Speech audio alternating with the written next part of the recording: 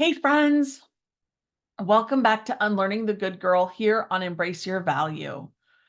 Today, let's have a conversation around something that is so important,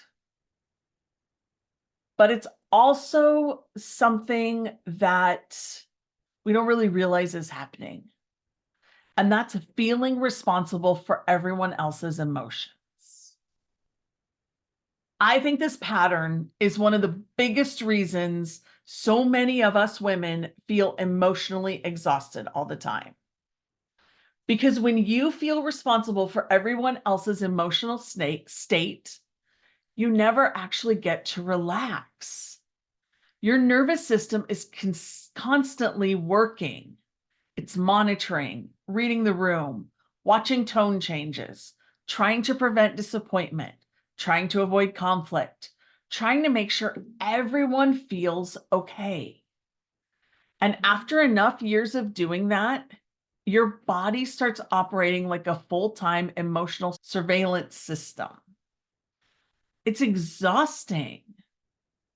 And many people don't even recognize this pattern because it looks so much like caring. But there's a big difference between caring about people and feeling emotionally responsible for them.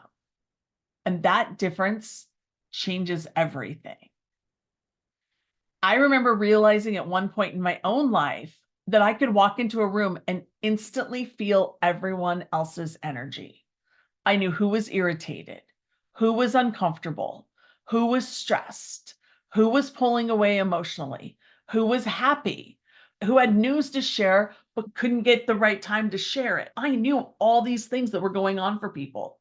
Not because I was psychic, not because I had some superpower, but because I was always taking on everyone else's emotional energy and making sure everybody was okay. So I was paying attention. I was noticing it all.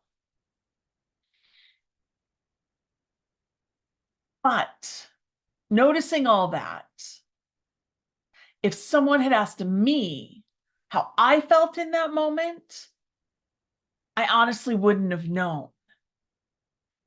Because taking on everyone else's emotion had made mine disappear. Depended on who I was standing next to as to what I felt.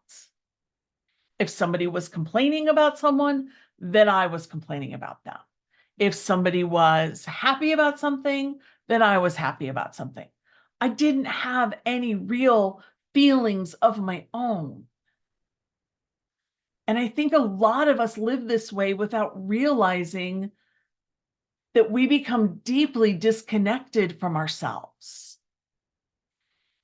And this happens a lot if you grew up in environments where someone's anger affected everyone. Conflict felt unsafe. You had to stay emotionally aware to avoid tension, or being good meant keeping other people happy. And another place this showed up is if you had somebody who always swept problems under the rug, so they never really got dealt with. A lot of us learned very early that if everyone else is okay, then I can relax. But here's the problem. There will always be another emotion to manage, another reaction to soften, another problem to solve, another disappointment to absorb. And if your nervous system is consistently scanning everybody else, you lose connection with yourself. This is where so many of us start living almost entirely externally. And what I mean by that is what I just said a minute ago. It means your mood depends on everybody else's mood. Your peace depends on everybody else being okay. Your nervous system depends on nobody being upset with you or other people. That's not emotional freedom. It's quite the opposite. It's emotional captivity. And this pattern often hides inside behaviors that people praise, like checking on everyone consistently, over explaining so nobody misunderstands you, fixing problems before people even ask. That's me right there. I step in before people even ask because I don't want anybody else to have to deal with it. I see it's a problem, I'm going to fix it. Working on it, trust me. Taking responsibility for tension in the room. Trying to make everybody comfortable. I have a little of that one too. I have a little of all of them, to be honest. Or feeling guilty anytime someone is disappointed. But underneath these behaviors is one deep fear. If someone is upset, I've done something wrong. That belief quietly controls so many of our lives. Because then every emotion around us starts feeling personal. If someone's quiet, we overanalyze it. If someone seems irritated, our nervous system spirals. If someone's disappointed, we immediately feel guilty. And if someone's stressed, we absorb it in our own body. And after enough years of this, many of us stop asking, what do I feel? And instead we ask, how is everybody else feeling about me? You see the difference? We want to know what they're thinking of us because we can't come up with it because we don't know how they feel yet. I worked with a woman one time who told me she spent her entire family gatherings monitoring everyone else's emotional state. Was everyone okay? Was anyone upset? Did anyone feel left out? Was there tension? Did someone misunderstand something? And by the time the gathering ended, she was so completely emotionally exhausted. Not because the event itself was bad, not because she overdid it physically, but because her nervous system never stopped working. Another client once told me, I feel like I can only relax once everyone else is happy. That broke my heart a little bit because that's not her responsibility.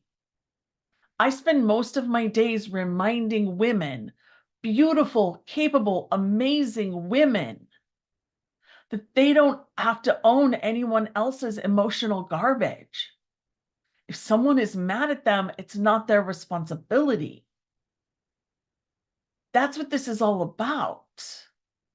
You don't have to own it.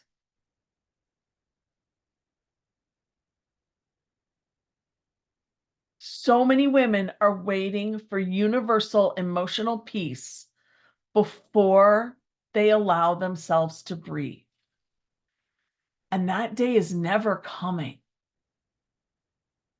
There's always going to be another emotion, another need, another reaction, another relationship dynamic, which means those of us who live this way stay trapped in constant emotional hypervigilance. And over time, it starts costing us peace, energy, clarity, identity, nervous system, joy, the connection with ourselves, and a lot of times the connection with others. Caring about people is healthy.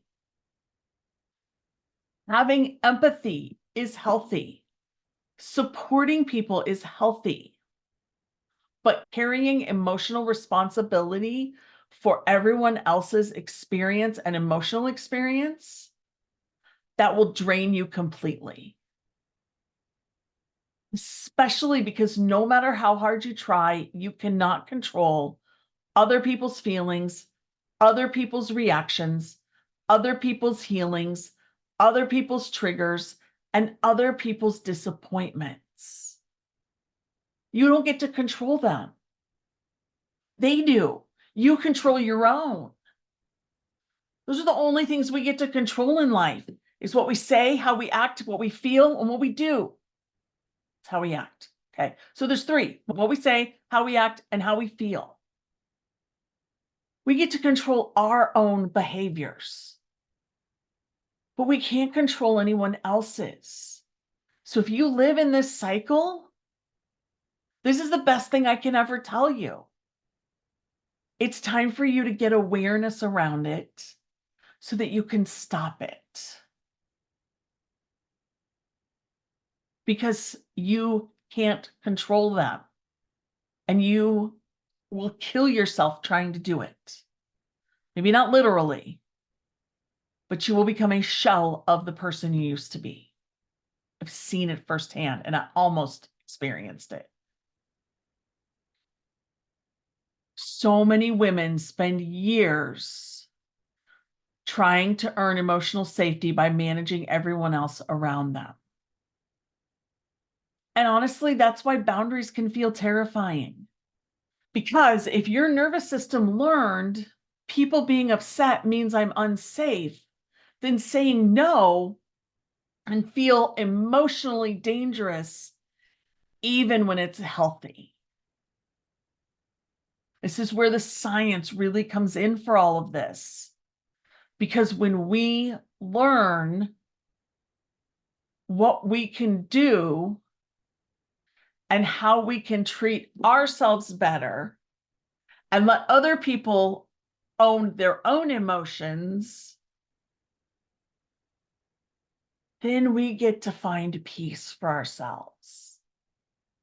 We can't do it while we're trying to micromanage everyone else's emotions. And this is why self-awareness matters so much. Because once you begin noticing this pattern, you start catching moments like, oh my gosh, I'm explaining too much. Oh, I jumped in to fix that too quickly. It doesn't make you bad because you did it. It doesn't make you bad at all. It means I'm learning, and how would I like to change it next time? You'll notice when you start absorbing tension immediately or abandoning your own needs to keep someone else comfortable. Awareness creates choices. How would I like to do it differently? And that choice changes everything. Because you will either learn that you don't know how to do it differently, so you need to ask for help if you're ready, that you want to do it differently, but you're not willing to put in the work, not ready, that you don't want to do it differently, that you don't really care, still not ready, or that you want to do it differently and you know how to do it and you know how to put those steps in place and you do the work. Because that's what it boils down to. So if you're listening to this right now, I want you to ask yourself very honestly, how much of my energy, emotional or otherwise, is spent managing how other people feel?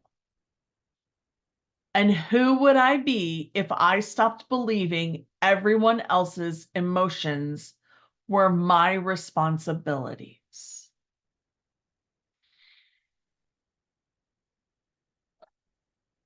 Sit with that. Meditate on that. Journal around that. But be honest about it, because you deserve that. If this episode resonated with you, I want to invite you to download my reflection guide, Where Am I Abandoning Myself? It walks you through some of the emotional patterns we've been talking about in this series and helps you begin reconnecting with yourself again in small, honest ways. You can grab it at www.thankfulheartscoaching.com/choose you.